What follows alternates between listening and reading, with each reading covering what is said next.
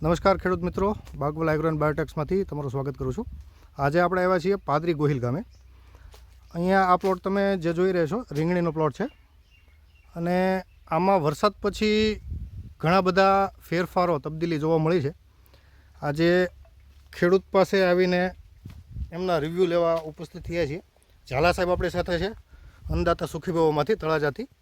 તો સાહેબ, ખેડૂતને પૂછો કે ભાઈ આ વસ્તુનો અમને શું ફાયદો થયો?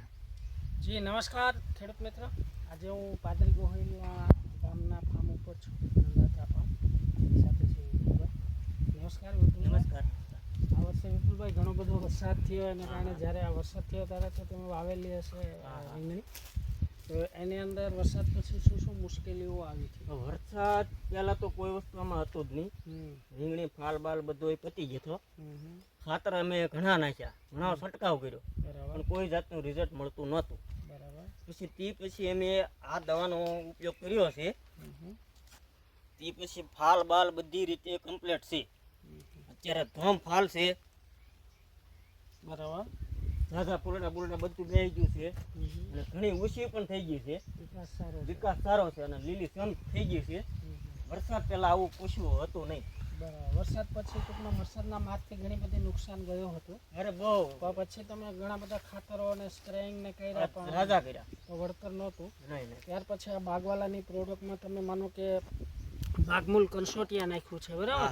આ રોનાડી છે ફૂલ કઢાવવા માટે તમે નાખ્યું છે, બરાબર? પછી આ ખોરાક છે એક પ્રકારનું જમીનમાં બળ આપે, તાકાત આપે, એ પાયું છે આપણે આ પાયું હતું ખોરાક, બરાબર? ખોરાક 3 પેકેટ છે અને આ છે બાગમૂલ, જે એના મૂળના વિકાસ માટે, એટલે કે જમીનની અંદર જે પોષક તત્વો પડ્યા છે એને અપટેક કરીને પાકને છોડને આપે અને સફેદ મૂળની ગુચ્છને વધારે, અને જેટલા સફેદ મૂળ વધારે એટલો ખોરાક વધારે ઉપાડે। તો ઓવરઓલ બીજા ખેડૂતોને તમે શું કહેશો આ પ્રોડક્ટ વિશે? આ પ્રોડક્ટ વિશે તો સારામાં સારી પ્રોડક્ટ કહેવાય। ચાપકા ફૂલ કોળાઓ બધી રીતે સારું છે, રિઝલ્ટ આનું બહુ સરસ છે। બરાબર, તો આ નખાય ખરું, બરાબર, ફાયદામાં છે, આ ફાયદામાં ખૂબ।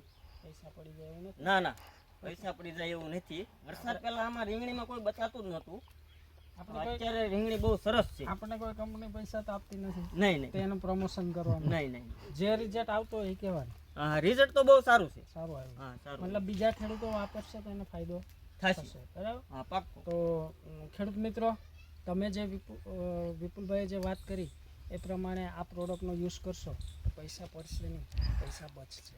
નમસ્કાર, ધન્યવાદ ઝાલા સાહેબ। હવે એક નાનું એવું ટપકું ઉમેરી દઉં કે ભાઈ ખેડૂતે જે રીતે કીધું ને કે ભાઈ ઘણા બધા ખાતરો નાખ્યા હતા। ઘણીવાર જમીનમાં પીએચ લેવલ અનુકૂળ ના હોય, કાર્બનની માત્રા અનુકૂળ ના હોય, છોડવો એ પરિસ્થિતિમાં ના હોય કે ખાતર ઉપાડી શકે। તો અત્યારે આપણે જે જોયા એ ખાતરો, બાયોલોજિકલ ખાતરો છે, જે જમીનમાંથી જે ફર્ટિલાઇઝર પડ્યું છે એને અપટેક આપે છે અને છોડને સીધું મળે છે, જેની અસર આપણે અહીંયા જોઈ શકીએ છીએ। આશા છે આ વિડીયો દરેક ખેડૂતો માટે અનુકૂળ અને લાભદાયક રહેશે। ધન્યવાદ।